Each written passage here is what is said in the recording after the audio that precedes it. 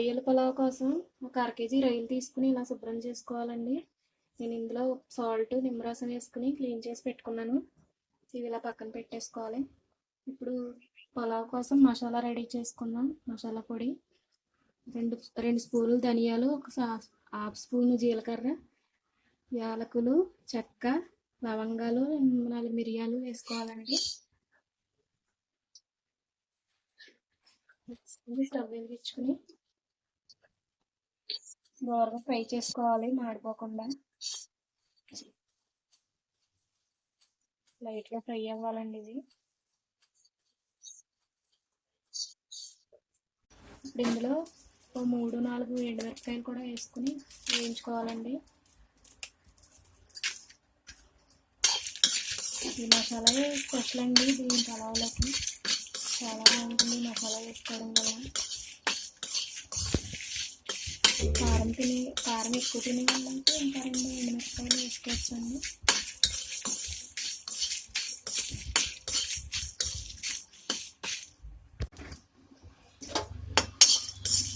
ఇవి ఫ్రై అయిపోయినాయండి. ఇప్పుడు పక్కకు తీసేసుకుందాం. ఇది కొంచెం చల్లారాలండి. మిక్సీ పట్టుకోవాలి, మెత్తగా పొడిలో చేసుకోవాలి.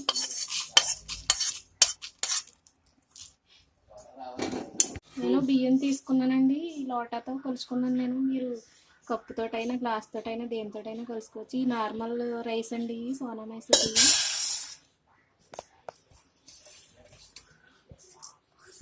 వేసుకుని శుభ్రంగా కడుక్కోవాలండి బియ్యం.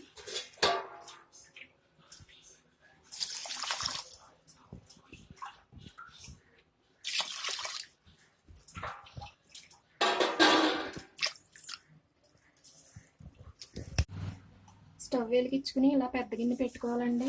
అడుగు మందంగా ఉన్న గిన్నె పెట్టుకోవాలి. ఇందులో 2 స్పూన్ల నెయ్యి వేసుకోవాలండి.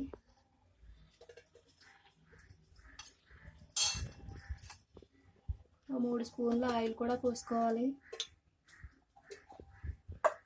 వేడైన తర్వాత బిర్యానీ స్పైసెస్ తెలుసు కదండి, ఇవి తీసుకోవాలి. బిర్యానీ ఆకు, షాజీరా, మరాఠీ మొగ్గ, బిర్యానీ పువ్వు, లవంగాలు, యాలకులు, చెక్క, మిరియాలు తీసుకున్నాను. ఇవి వేసుకొని ఫ్రై చేసుకోవాలి.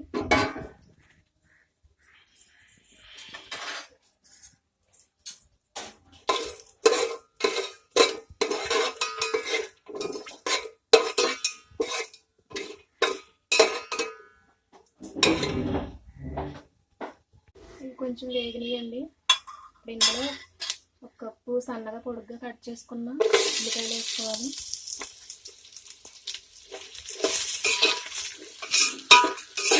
వేసుకొని గోల్డెన్ బ్రౌన్ కలర్ వచ్చేంత వరకు ఫ్రై చేసుకోవాలి. దీనిలోనే 2 పచ్చిమిరపకాయలు కూడా పొడుగ్గా కట్ చేసుకుని వేసుకోవాలి.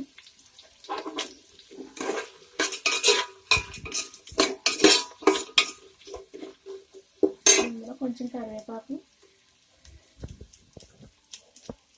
కొంచెం కొత్తిమీర కూడా వేసుకోవాలి. పుదీనా ఉంటే అది కూడా వేసుకోండి.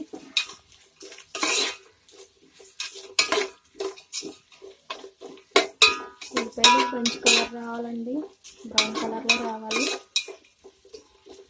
ఇప్పుడు బాగా ఫ్రై అయిపోయినాయండి. ఇప్పుడు ఇందులో 2 మీడియం సైజు టమాటాలు కట్ చేసుకుని వేసుకోవాలి. ఈ టమాటాలు కూడా మెత్తగా మగ్గిపోవాలండి. మెత్తగా ఉడుకోవాలి. మూత పెట్టుకుని కాసేపు మగ్గిపోయినాయండి. ఇందులో ఫ్రెష్గా దంచుకున్న అల్లం వెల్లుల్లిపాయ ముక్క వేసుకుందాం. వేసుకుని పచ్చివాసన పోయేంత వరకు ఫ్రై చేసుకోవాలి.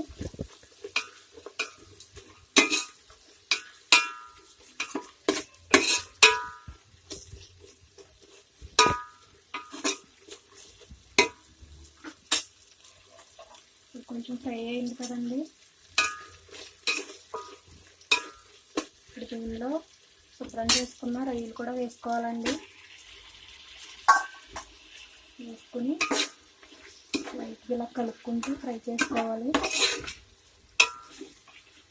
ఒక 5 నిమిషాల పాటు మూత పెట్టుకుంటూ కలుపుకుంటూ ఫ్రై చేసుకోవాలండి.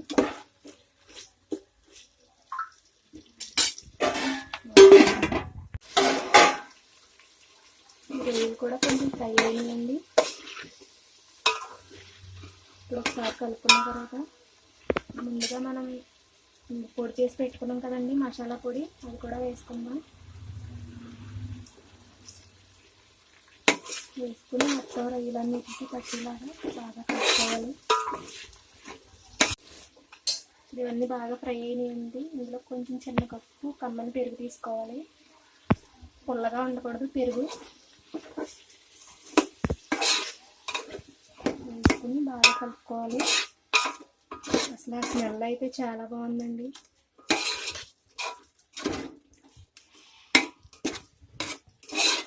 స్మెల్ వస్తుంటేనే చాలా బాగుంది. ఒకసారి మూత పెట్టుకుని 2 నిమిషాలు మగ్గనిద్దాం. మనం ముందుగా నానబెట్టి పెట్టుకున్నాం కదండి బియ్యం, వాటిని కూడా వేసేసుకోవాలి. ఇందులో వాటర్ ఏమి లేకుండా చూసుకోండి.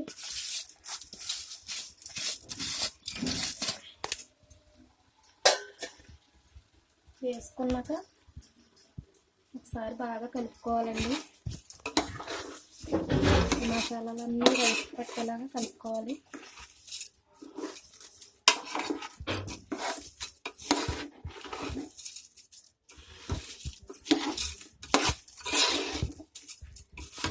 తర్వాత వాటర్ పోసుకోవాలి.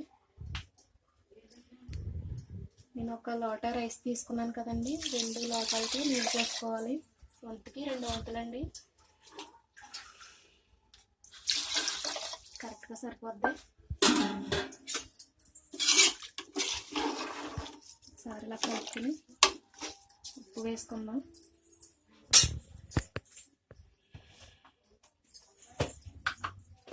నేనైతే కళ్ళుప్పు వేస్తున్నానండి, సాల్ట్ అయినా వేసుకోవచ్చు.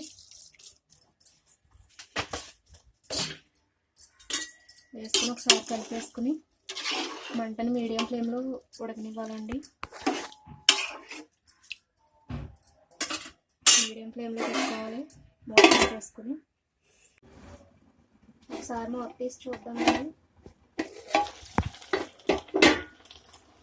చాలా వరకు ఉడికిపోయింది, సగం వరకు వాటర్ అంతా కూడా ఇంకిపోతుంది కదండి.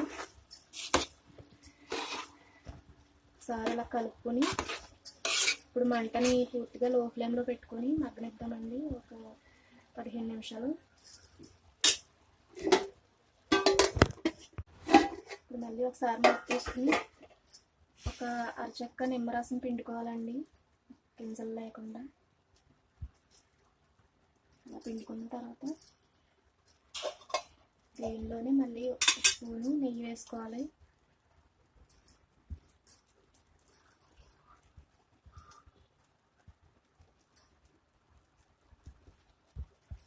వేసుకుని మొత్తం బాగా కలుపుకొని, బాగా ఎక్కువగా కలపకూడదండి. ఇలా ఒకసారి ఇలా కలిపేసుకొని మూత పెట్టేసుకొని సిమ్లో ఇదంతా మెత్తగా మగ్గే వరకు మగ్గబెట్టుకుందాం.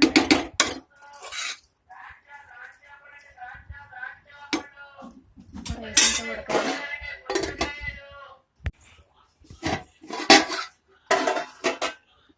మొత్తం ఉడిపోయిందండి.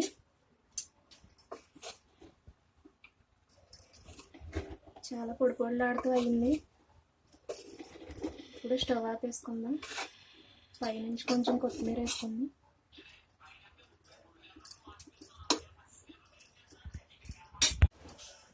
పైనుంచి ఇలా కొంచెం కొత్తిమీర చల్లుకుని స్టవ్ పెట్టేసుకుందామండి. స్టవ్ ఆపేసుకుని ఒక 5 నిమిషాల పాటు మూత పెట్టుకుని మగ్గించుకోవాలి. అంటే పలావ్ రెడీ అయిపోయింది. ఎంత టేస్టీగా ఉండే రొయ్యల పలావ్ రెడీ అయిపోయింది. దీని టేస్ట్ చాలా బాగుంటుందండి. ఒకసారి ట్రై చేస్తే మళ్ళీ మళ్ళీ తినాలనిపిస్తుంది, అంత టేస్టీగా ఉంటుంది. మీరు కూడా ట్రై చేయండి ఒకసారి. మీకు ఈ వీడియో కనుక నచ్చినట్లయితే లైక్ చేసి, షేర్ చేసి, సబ్స్క్రైబ్ చేయండి.